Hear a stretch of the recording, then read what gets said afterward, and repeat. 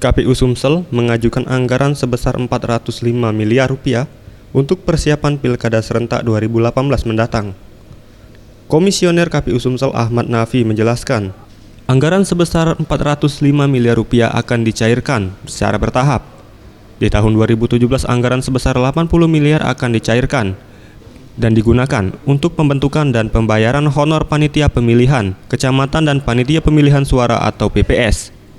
Sementara di tahun 2018 anggaran sebesar 325 miliar rupiah akan cair dan akan digunakan untuk pemutakhiran data, daftar pemilih, kampanye, laporan audit kampanye, pemungutan dan perhitungan, rekapitulasi hasil perhitungan suara dan sebagainya.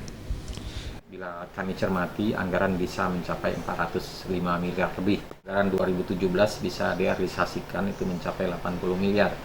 40 miliar dari anggaran Induk, kemudian dari 40 miliar kemudian itu berasal dari anggaran perubahan.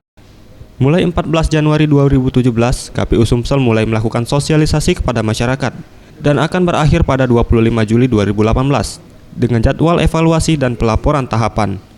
Anugrah Santi Pratama, Sriwijaya TV.